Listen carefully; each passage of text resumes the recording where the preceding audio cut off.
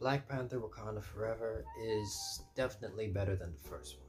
I'm one of those people who were not, like in the majority who really liked the first Black Panther that got released back in 2018, because I mean, like, going into the movie, I thought that it was gonna be great, but I was definitely disappointed.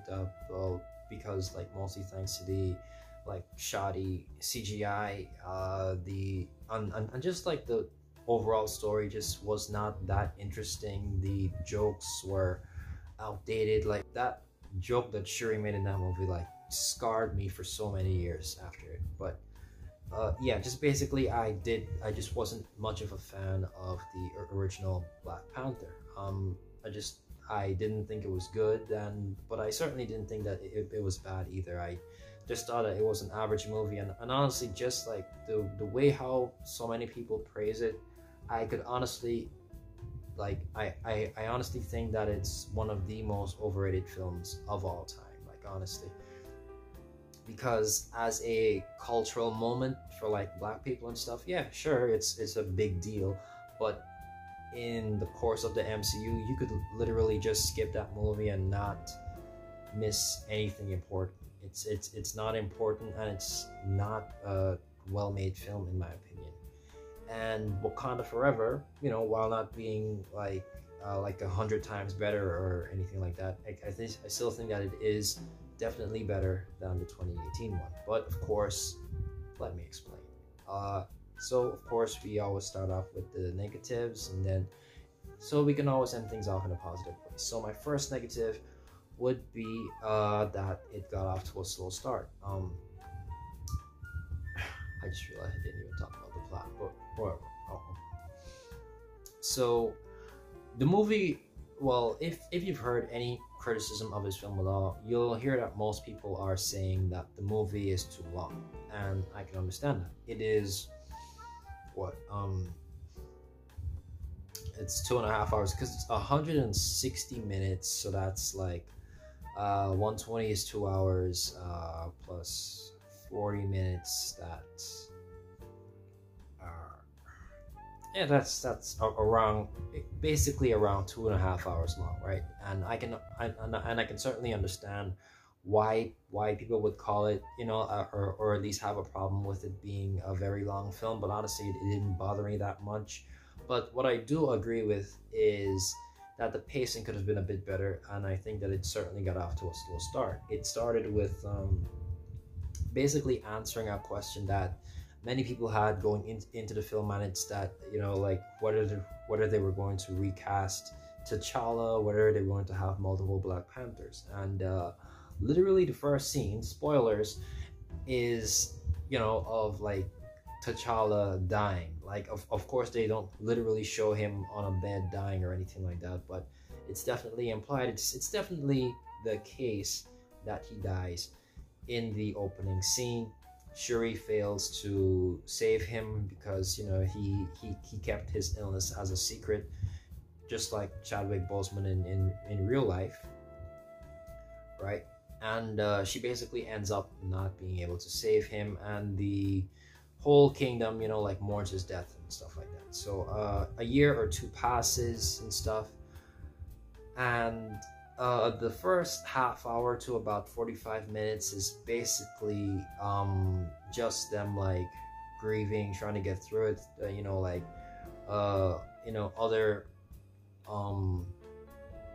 Other superpowers in the world have, of course, noticed that the king is dead, so they try to like raid Wakanda to steal the vibranium, thinking that they're weak. But of course, they're not weak. They're still superior in terms of like force and power to compare to other superpowers of the world, right?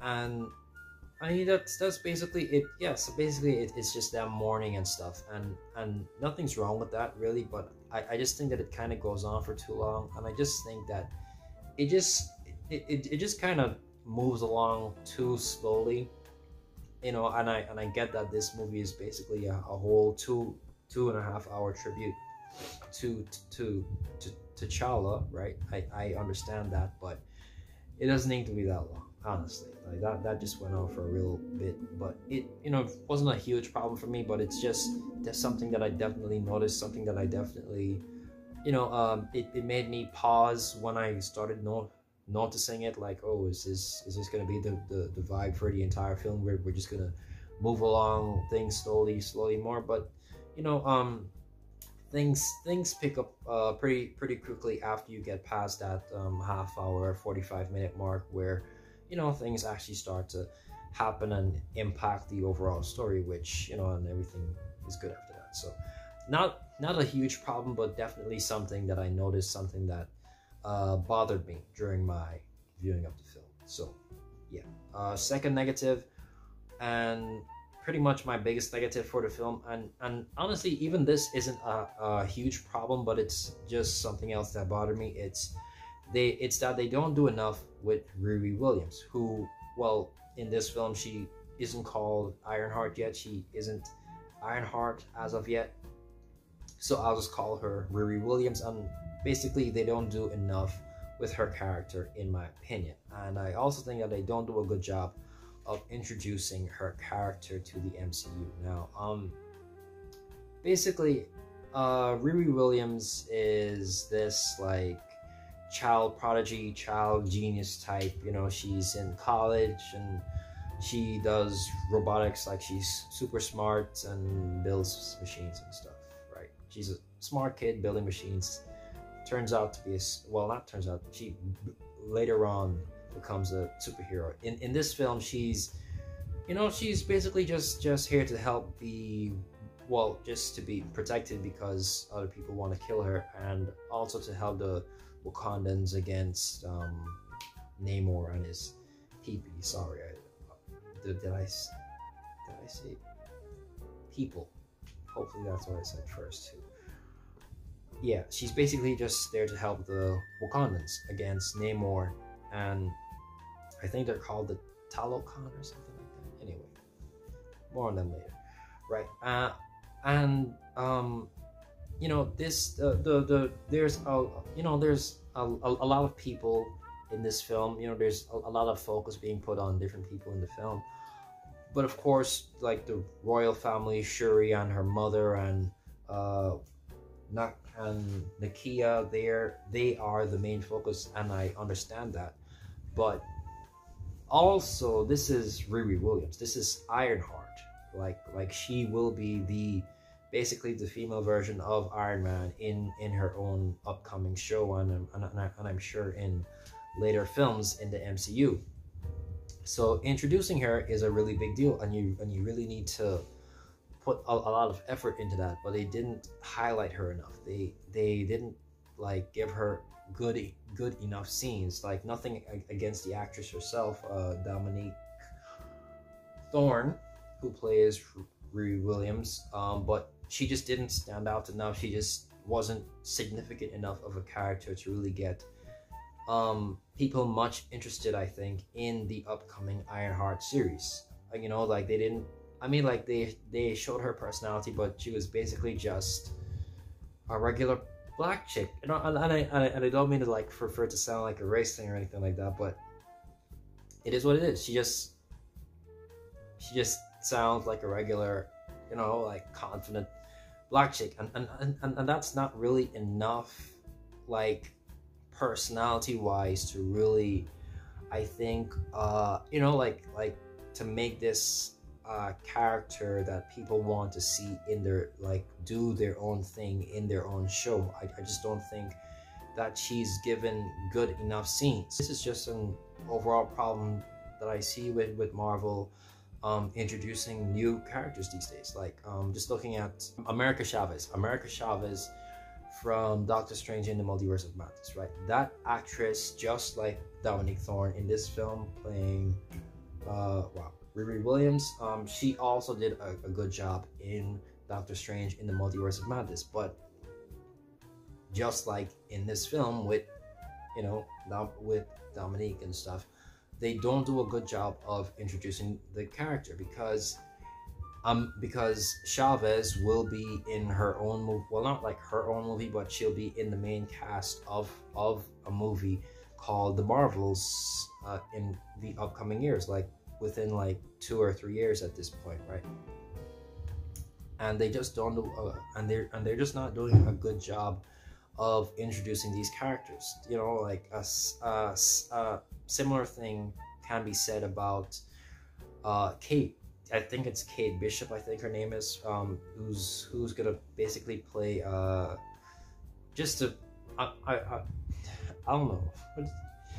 Let's just call her Kate Bishop, right? She's Hawkeye's protege girl, whatever, right? But Kate Bishop, like since she basically shared a show with Hawkeye, because like honestly, looking back on it, that was barely Hawkeye's show. It was mostly about Kate Bishop.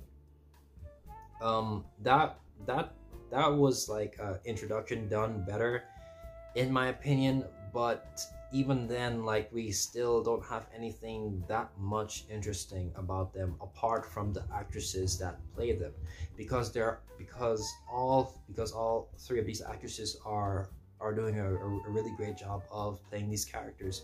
But the characters themselves just aren't that interesting. They're just not that captivating, or just don't have anything much for the audience to grab onto, or at least myself to grab onto, and they're just not that interesting. So if I do watch them in the future, it's just to see these actresses do another good job, but they could be doing an even better job with better material to work with. But I don't know, the script writers just aren't giving them much to work with here, and that's unfortunate. And those are my two only negatives with Black Panther Wakanda Forever, honestly. Those, well, at least the only ones that I can think about, at least the only ones that are worth mentioning, honestly. I just can't think of anything else, at least at the moment, that bothered me much about the film. So yeah, let's just move into the positives. Positive number one, we have some good action scenes. One of my, yeah, I was about to say something, but action scenes were not a problem in the first Black Panther, but I don't know, I just like don't think anything apart from maybe the car chase scene in the first Black Panther was a good action scene. But pretty much all of the action scenes in this movie are better than the ones in the first Black Panther, and just really well done action scenes, really, with, you know, like with very interesting gadgets and special effects, and, you know, like and just I don't know, they're just good action scenes. There's not much to really break down about them. I especially love the final action scene between Shuri as the Black Panther and Namor, because, you know, like they had a nice like back and forth and stuff, and of course Namor was weak, but he still packed a real hard punch. And yeah, just that whole final scene on the ship with them releasing all the bombs and stuff, and just more scenes of the, what do they call it, Dora Milaje, I think they're called. I'm pretty sure they're called a Dora Milaje. I cannot say that without stuttering. Dora Milaje.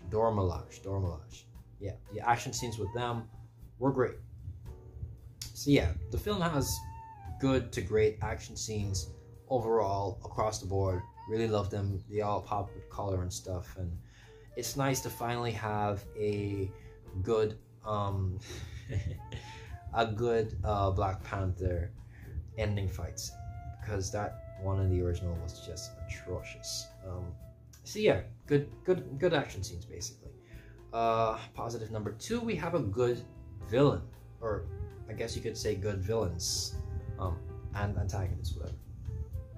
Namor is the villain of the movie. Tenoch Huerta Mejia, whatever his name is, who played Namor, did a really great job with the character. He made a really menacing, but also, you know, like a thoughtful villain, and really just a understandable villain.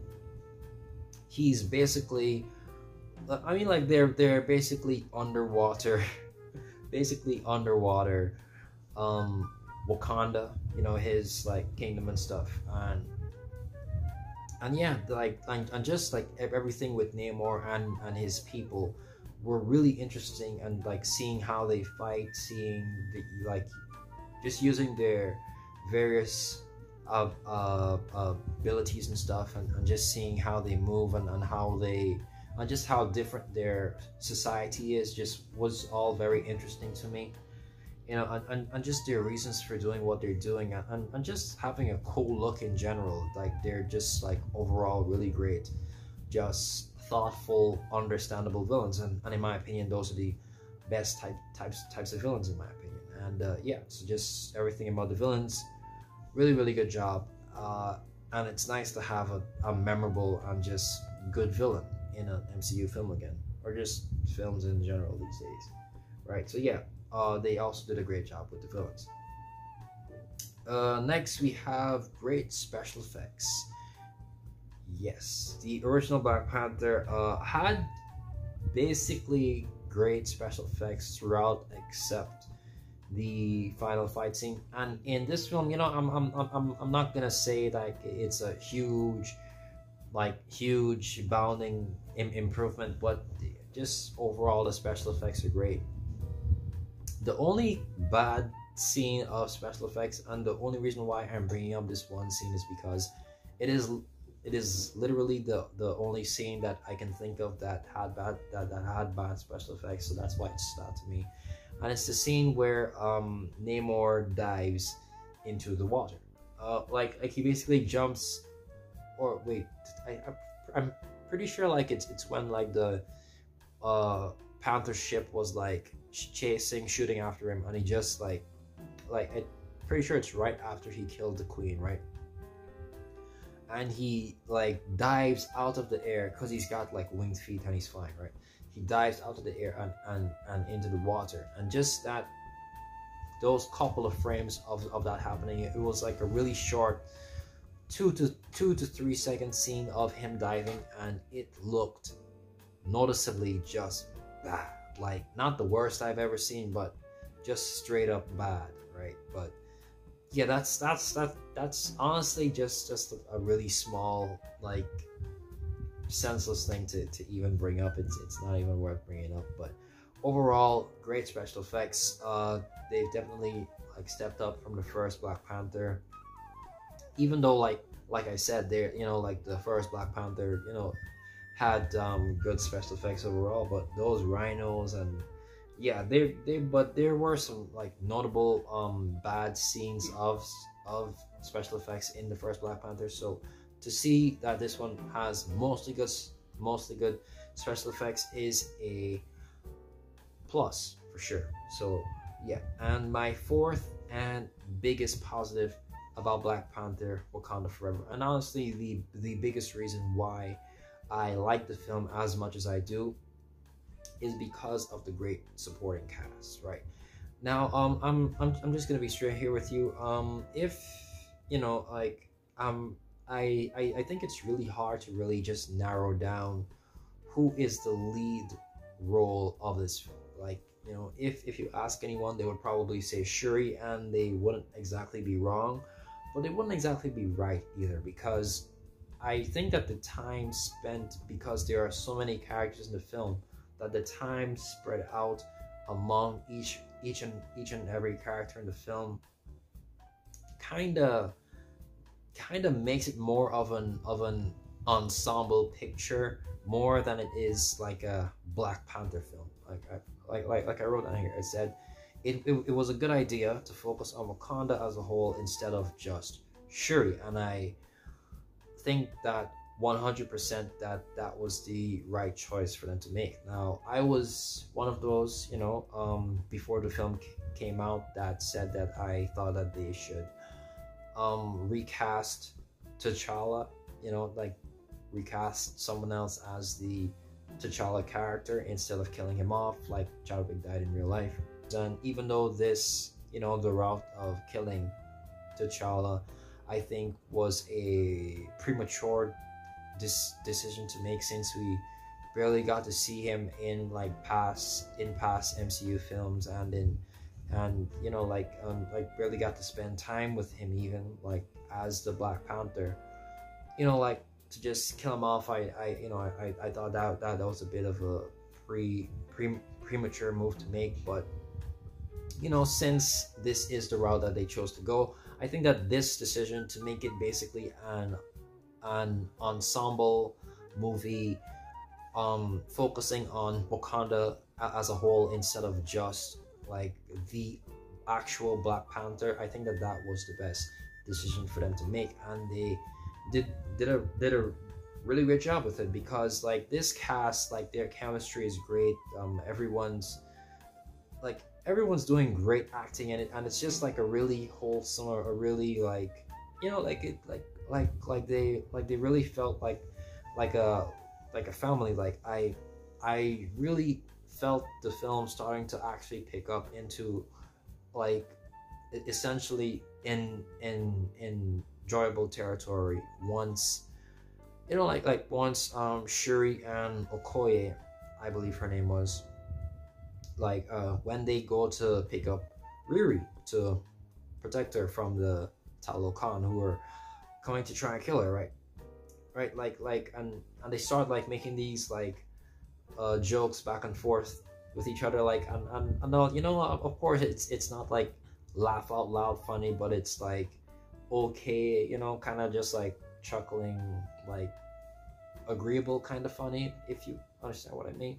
But it's, you know, it's just really light, really like fun atmosphere that gets built around them, and it's you know, it's a really warming experience, honestly, to just see them interact in that sort of a setting, right? And yeah, that was really great to watch. I especially like to shout out the actress who plays Okoye. I do not think I can pronounce that name, but and also the guy that played Umbaku, or is it Mbaku? Oh, what's his name? Winston Duke, who plays Umbaku. He, you know, everyone loved him in the first film, and he's even better here because he's got even more scenes to offer.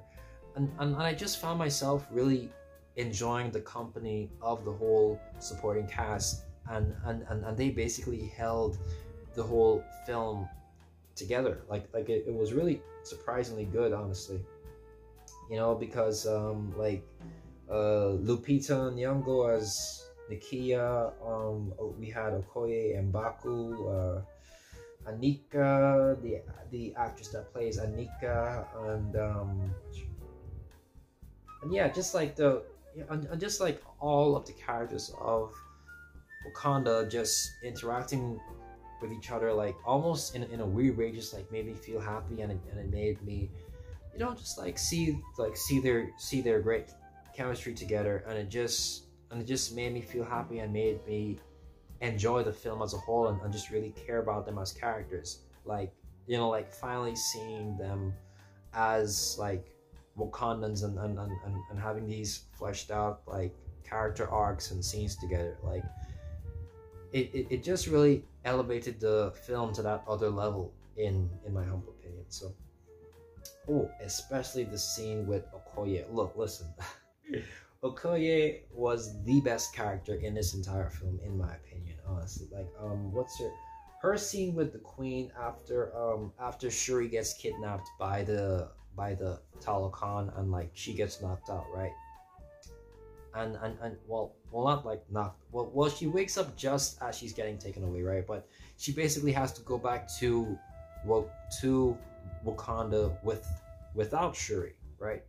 And the Queen strips her of her rank as the top Dora Milaje. Like, she just throws her out of the Dora Milaje entirely, and that was a really like surprisingly gut-wrenching scene. Like, even though in the previous film, of course she was there, and she was a badass throughout the entire film, but in this one, like it just like seeing her like just like get broken down and just start crying and pleading with the queen for a second chance to bring back Shuri, and just like the queen not budging because she lost both of her children was just a really powerful scene. And just it was at that moment for me where I just had this realization of just how good this movie was. It basically carried me through the rest of the film, all the way up to that really epic final battle on the Wakandan like battleship. Basically, because it's basically a battleship, where they like had to put all of their wits together and just defeat the Talokan, and that was a really great, ending scene overall, and just honestly surprising, because I'm someone who did not, as I explained earlier, care that much for the original Black Panther, but just seeing everyone come together and fight the Talokan and being victorious and like standing around each other and stuff. I don't know. It's kind of weird to really explain it, but I'm pretty sure you understand what I'm trying to say. It was great. All right, the cast was great. The action was great. Just everything about it. Well, most of the stuff about it was great, and I really enjoyed it. And yeah, as a tribute to Chadwick Boseman, because I understand that that's basically what the entire film is. It worked, and it kind of shocked me that it worked, because I was not. I mean, like I didn't expect it to be terrible or anything or bad, but I just wasn't sure how they were gonna make it happen, and seeing that they did such a good job with it was a really great thing, and I'm not gonna act like I'm the one who knows everything about the comics, because I don't, because I really just don't have that much legal access to them, if you understand what I'm trying to say. But as a film, Black Panther Wakanda Forever is a really good film in my opinion, and I'm seeing a bunch of mixed reviews. It's not as well received as the first Black Panther, which is surprising to me. Well, that's not that surprising, but definitely at least a little bit surprising to me. But the main thing is that I like the film, and if you like the first Black Panther, I think that I think that you might even like this one a bit better, if you don't mind a couple of extra minutes of runtime. So that's basically all I've got to say. Those are all my negatives and all of my positives. Overall, I really like the film. It's got good action scenes. It's got good villains, like really understandable, like even relatable villains. It's got mostly great special effects, and it's got, most importantly, a really great supporting cast with really great chemistry together, and it just all works together. I wish if they had done a better job of introducing Riri Williams, but it's whatever.